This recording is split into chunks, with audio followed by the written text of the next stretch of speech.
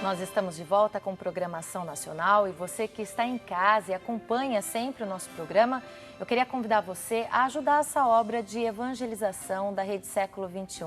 É por meio das doações que a TV mantém toda a grade de programação da Rede Século XXI. Então, se torne um sócio evangelizador. Desde já, nós agradecemos a sua colaboração e agradeço também a colaboração de todos aqueles que já são sócios e acompanham a nossa programação. Quero agradecer a nova sócia, Maria das Neves. Ela é do município de União dos Palmares, Alagoas. Obrigada, que Deus abençoe você, Maria das Neves, pela sua colaboração, pela sua gentileza com essa obra, tá? Quero agradecer também o novo sócio José Hamilton, de Campinas. Ele, na verdade, ficou sócio no finalzinho do último programa, não deu tempo da gente agradecer. Quero reforçar o agradecimento de toda a Rede Século XXI para você nessa noite.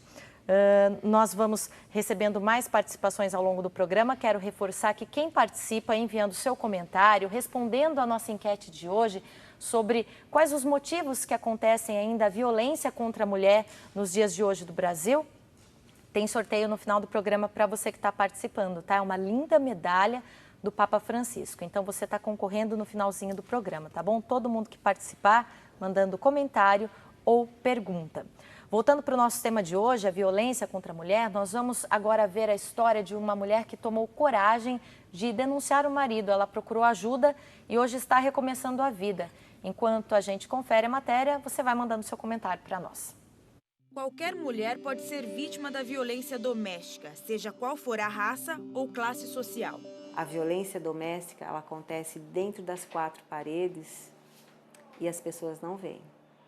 Porque quando ela sai do lado de dentro, ela já sai maquiada e o filho, a filha, não vê essa violência. A cada 4 minutos, uma mulher é vítima da violência doméstica e muitas delas não pedem ajuda por medo ou por desconhecerem a Lei Maria da Penha. Nos casos mais graves, a cada 1h30, uma mulher perde a vida vítima da violência masculina.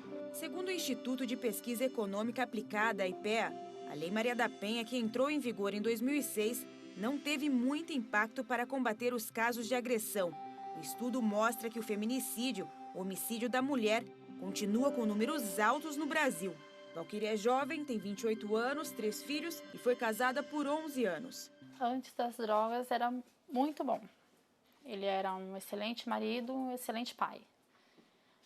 Depois que veio a começar a usar as drogas, daí ele começou a ficar mais agressivo. O medo dele era de eu trair ele. Então ele ficava muito ciumento, não podia olhar para o lado que estava olhando para alguém, ou se eu recebesse uma ligação, ele queria saber quem era que estava naquela ligação. E eu não dormi em casa, dormi na casa de uma vizinha. E quando ele chegou de manhã, ele não me viu lá e foi na casa dessa vizinha. E nisso, ele já, na mente dele, foi que eu tinha traído ele. E foi nisso que ele chegou e veio direto no meu pescoço, falando que ia me matar porque não aceitava ser traído. Me prendeu no sofá pelo pescoço. Nisso, as outras pessoas que estavam na casa veio, tirou ele, afastou ele de mim. Ele pegou as 3 crianças e saiu. Aí isso aconteceu por volta de 1h da tarde num domingo. Quando foi umas 4h da tarde, ele voltou e daí me pegou pelo cabelo e queria me tirar de dentro da casa pelo cabelo para mostrar para todo mundo que ele era o homem da casa e que ele não aceitava ser traído. Daí eu falei para ele que ele não ia me tirar daquela forma de dentro daquela casa. E daí ele me pegou pelo pescoço de novo e falou que então ia me matar. Ia me matar porque da forma que ele apertou, já sumiu totalmente o ar. Eu não conseguia respirar nem pela boca nem pelo nariz. Eu sabia que se não tivesse ninguém naquele momento, ele ia ter me matado. Em poucos minutos ele ia ter me matado. Na mesma semana da agressão, Valquíria procurou o SIM, Centro de Integração da Mulher. Daí da Delegacia da Mulher já foram me buscar com os meus filhos, já me trouxeram para o SIM e eu fiquei 15 dias no SIM, me ajudaram muito. Só que eu queria voltar para casa, voltar para minha vida, serviço, mas com uma decisão tomada de separar. É um estado assim lastimável, autoestima zerada. Elas vêm assim às vezes só com a roupa do corpo, as crianças só com a roupa do corpo, às vezes sem sapato, sem chinelo, sem nada.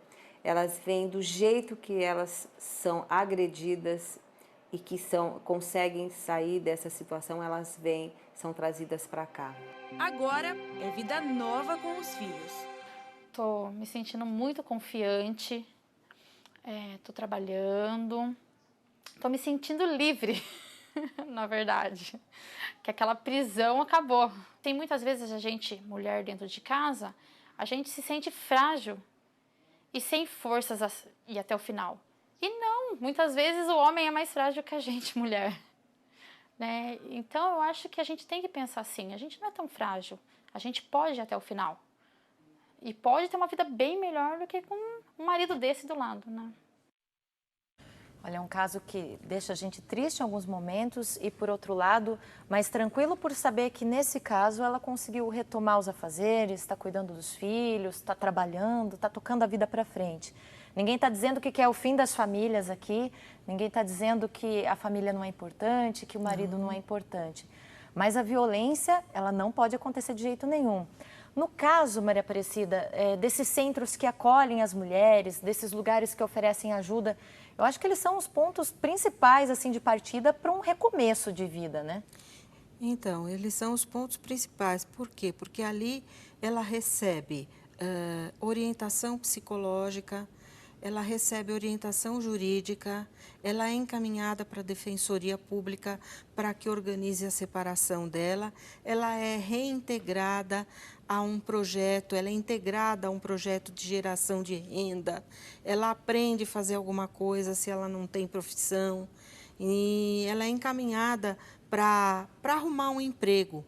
Então, é sempre procurado os familiares, sempre os mais próximos. Se não há familiares, esses centros vão direcionando a mulher, mas tratando psicologicamente dela. Então, essa mulher foi tratada, por isso que ela acredita no potencial dela em tocar a vida sozinha com os filhos. Porque ela ficou nesse sim por 15 dias. Ela revelou, eu fiquei 15 dias, eles me ajudaram muito, mas eu queria a minha vida de volta. Então, é essa tarefa do Estado, acolher, tratar e devolver todo mundo para a sua vida. Esse é o direito de todas as pessoas, de uma vida digna, sem violência. E as crianças não participando desse ciclo violento, porque a violência gera violência, e o filho que vê o pai agredindo a mãe, ele vai ser um agressor. Ele só aprendeu aquilo, ele só viu aquilo. E a filha, a menina, vai dizer, ai, a minha mãe apanhava, acho que eu também tenho que apanhar. Então, é esse ciclo que a gente quer romper, tratando da família. E nem sempre a pessoa precisa se separar. Eles podem ser tratados, o agressor pode vir a ser tratado. Ele também pode passar por um tratamento. Pode passar pelo tratamento. Existe a previsão na Lei Maria da Penha, o tratamento para o agressor. São ainda poucos os centros de recuperação de agressor, mas existem os grupos de recuperação. Tem no estado de São Paulo, tem em vários estados? Tem um grupo de tratamento de agressor no estado de São Paulo somente. Ele funciona em São Caetano do Sul. Eles são psicólogos muito capazes. Eles já vieram dar uma palestra aqui em Valinhos há muito tempo atrás, mas eles estão andando por todo o estado, são muito requisitados e são muito capazes. Só para a gente entender, é como uma pessoa comum que, de repente, a gente pode assim, comparar, por exemplo, com uma pessoa que é dependente químico, que faz um tratamento por um tempo, no caso o agressor, que ele está fora de si, ele está com um comportamento alterado, ele faz esse tratamento. Eles medem? Tem algum índice assim que mostra que esses homens se recuperam?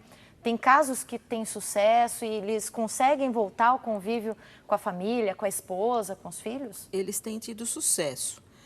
Em primeiro lugar, é detectado qual é o problema. No caso mostrado, ele começou a se envolver com drogas. Então, ele primeiro precisa ser tratado da droga. Muito alcoolismo nesse meio. Muito alcoolismo também. Então, eles são direcionados para tratar do alcoolismo. Então, esse tratamento dessas dependências químicas, tanto de alcoolismo quanto de droga, existe todo um contexto psicológico que vai abordar o problema e depois o tratamento do agressor, da agressão propriamente dita e cada um relatando a sua experiência, é muito interessante. Depois você pergunta, por que você batia? Você sabe que eles nem mesmo sabem dizer? Eles respondem, ai, porque eu bebia.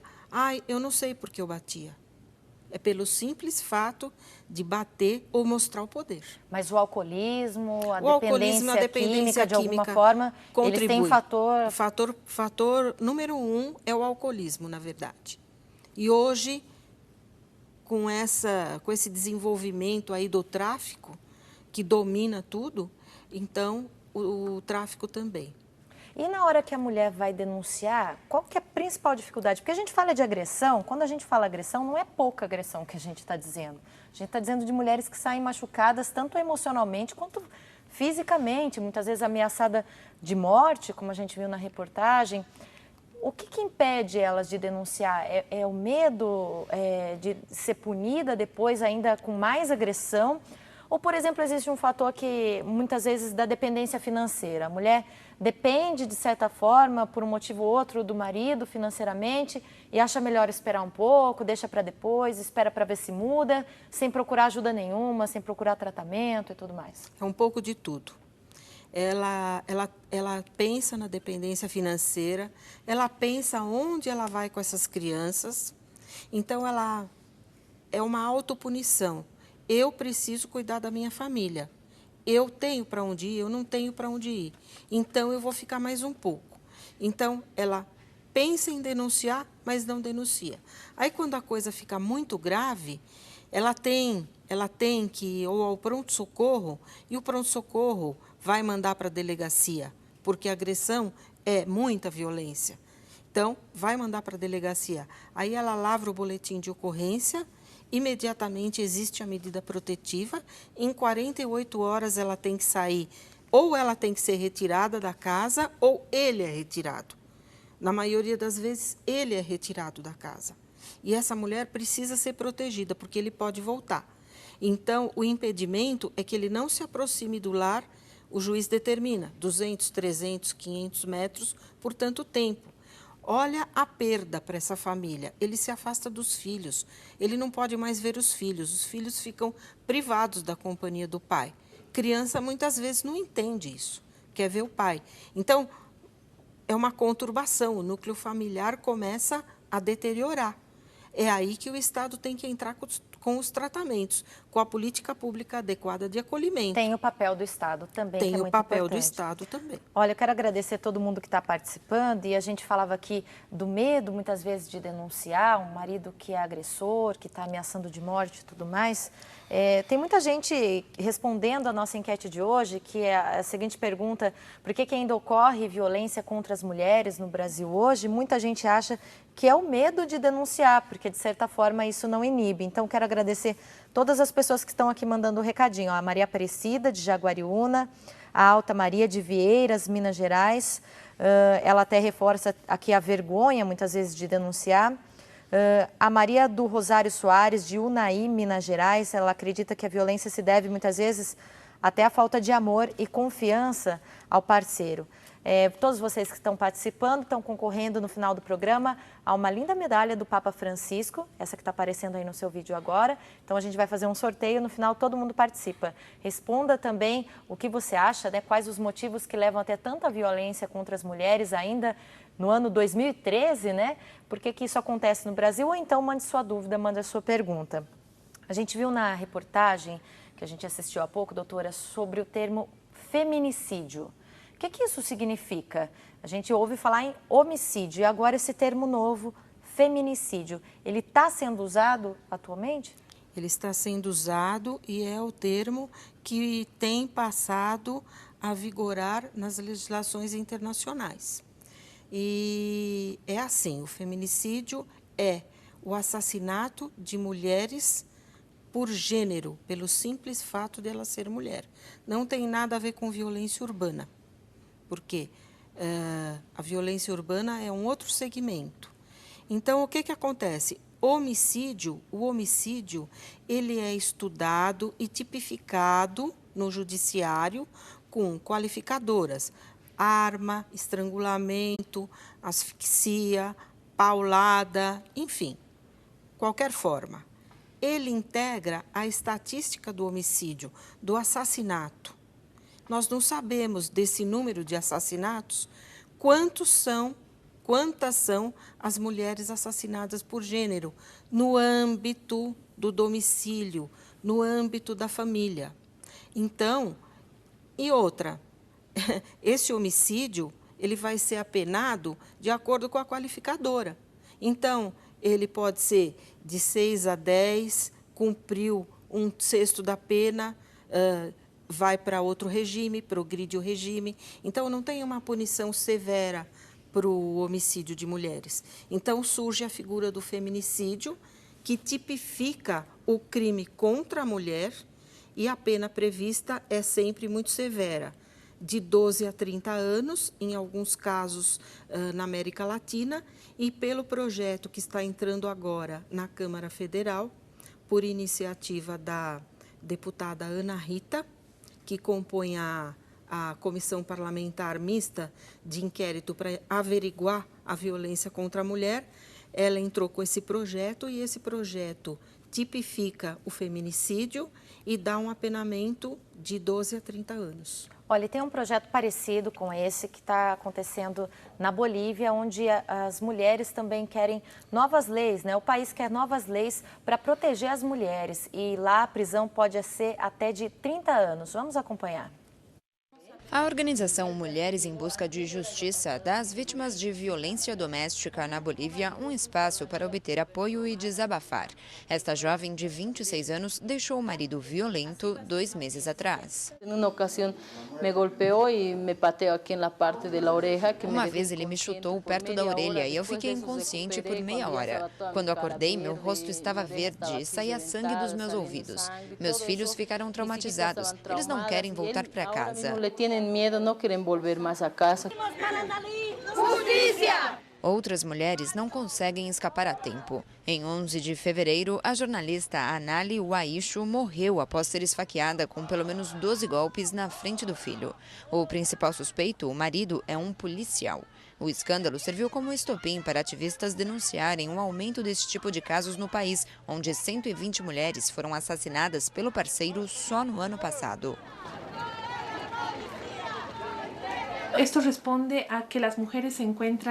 Essa violência se deve ao fato de a mulher estar tendo um papel cada vez maior na vida pública.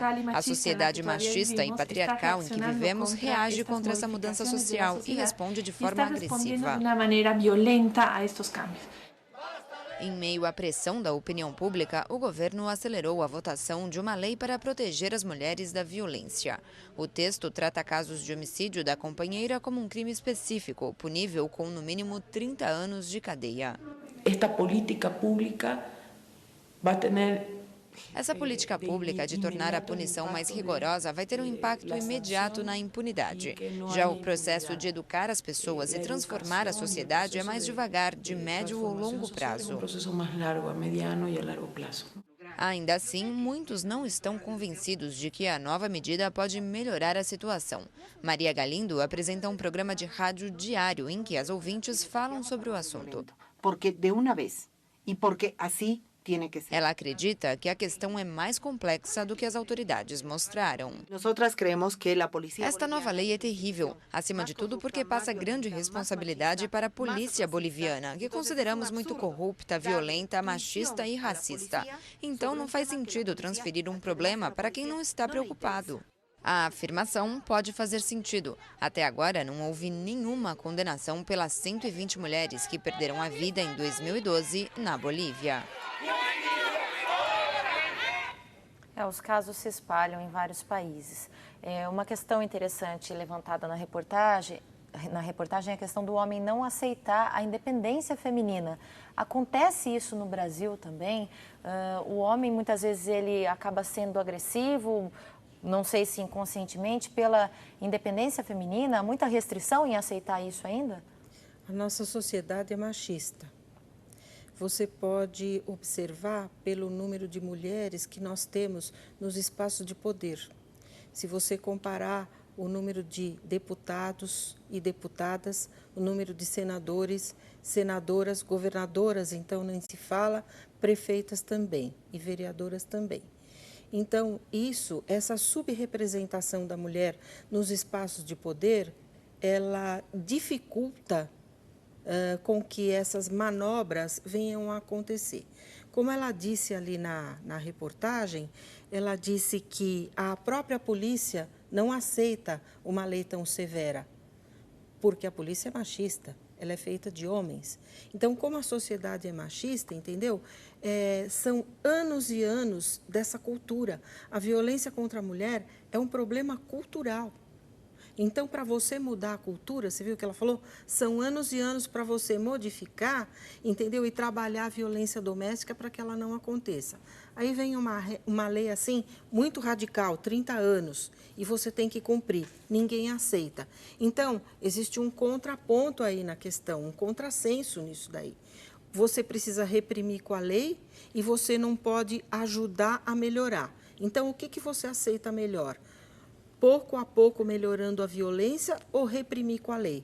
Então, quando não tem jeito, tem que reprimir com a lei. E daí dá toda essa confusão, E aí dá toda essa confusão, polêmica. toda essa polêmica, não ajuda nenhum e não ajuda outro. Maria Aparecida, a gente volta a falar sobre esse assunto daqui a pouquinho, depois do intervalo. Quero lembrar você que ainda dá tempo, tá bom? A gente vai para o nosso último bloco, tem sorteio no final do programa, então você participa, manda seu comentário, manda sua sugestão, por e-mail ou por telefone, tá? A gente volta já.